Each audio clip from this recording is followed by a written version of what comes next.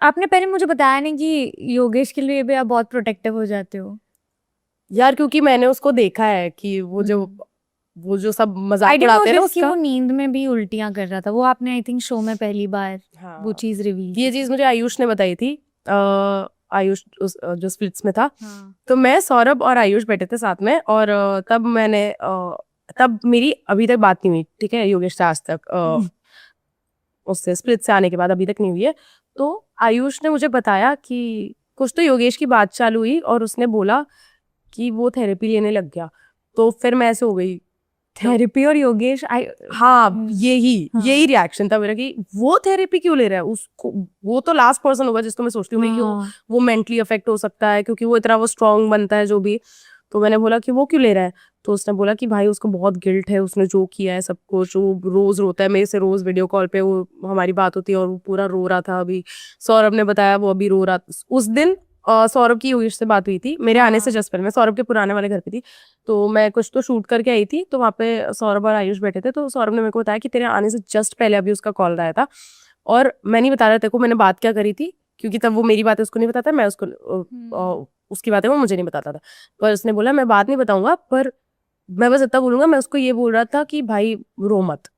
तो उसने जब ये बोला तो मैं समझ गई कि भाई वो बहुत अफेक्टेड है और रो रहा है। मुझे नहीं पता था इससे पहले कि वो रोता होता था किसी के सामने। तो मुझे फिर आयुष ने बताया कि भाई वो सोते सोते उसको उसको नींद नहीं आ रही है। उसने फिर थेरेपी लेनी स्टार्ट करी, क्योंकि उसको गिल्ट में उल्टियाँ ही होने लग गई थी नींद में। ऐसे इतना अनकंफर्टेबल हो गया है वो खुद के उससे बॉडी से ही कि उसको बस निकालना है। वो उसको बहुत शर्मिंदा है वो कि उसने जो किया है उससे। तो फिर मैं ऐसे हो गई। तो उस दिन फिर मैं भी रो दी थी कि भाई ये क्या बकवास है, ये क्या हो रहा है, क्यों कर रहे हैं ये। उसको गिल्ट है, उसने इतनी सब चीजें करी है, और फिर भी मुझे तब तक प्री प्लानिंग वगैरह का कुछ पता नहीं था।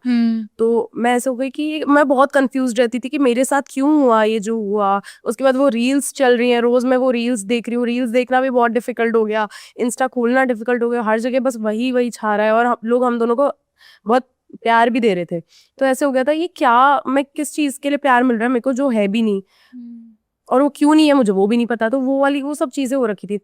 तब मुझे पता चला था कि वो इतना सफर कर रहा है। और फिर जब उसने उसने मिलके मुझे बताया था, तब सुजैन नहीं थी तब घर पे, वो लेट आई थी। 2-3 घंटे हमने पूरा कॉन्वर्जेशन किया, उसने मुझे सब कुछ बता दिया, प्री प्लानिंग ये वो सब कुछ नाटक।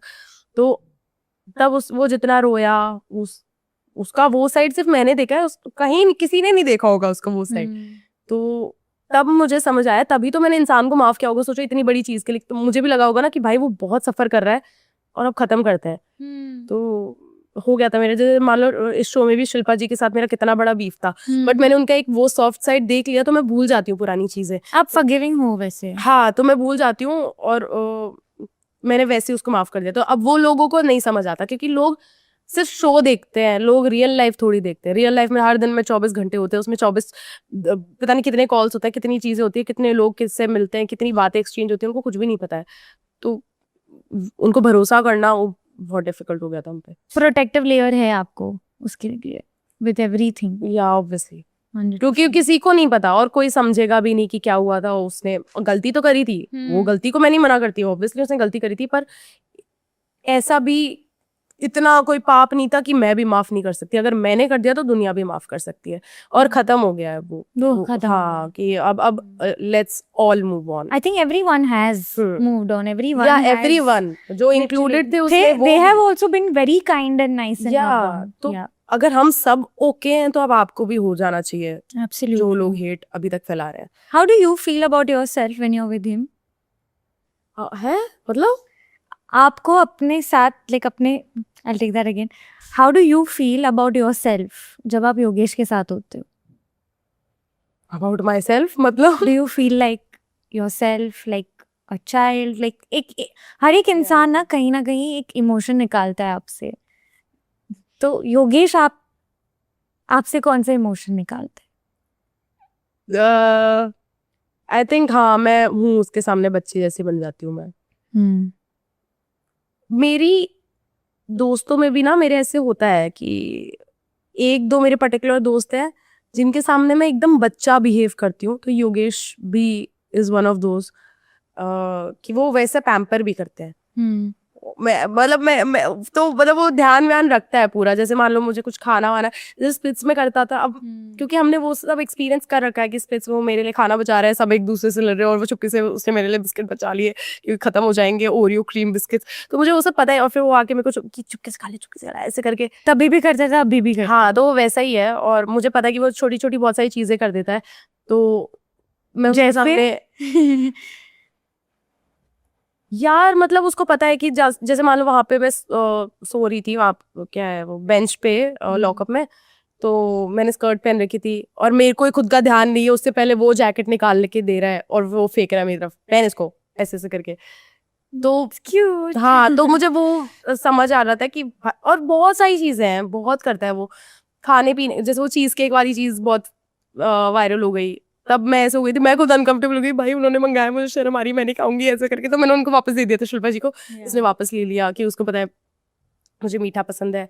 और कुछ भी हो रहा होता है, मतलब बहुत छोटी छोटी जो चीजें होती है, छोटी-छोटी चीजें बाल ही कर देगा हमें। फिक्स, ऐसे कि भाई तो गंदी दिख जाएगी वो। मैं उसको कुछ भी क्लिप वगैरह पकड़ा दी थी कि पकड़ के रखो, हाथ में लगा के पकड़ के रखो, तो मुझे पता है कि वो ऐसे रखता है बच्चे की तरह। लही टेक्स क्या है? हाँ, और मैं भी ले करती हूँ भाई, ऐसे क्या हो गया। और आप क्या करते हो फिर? छोटी छोटी चीजें।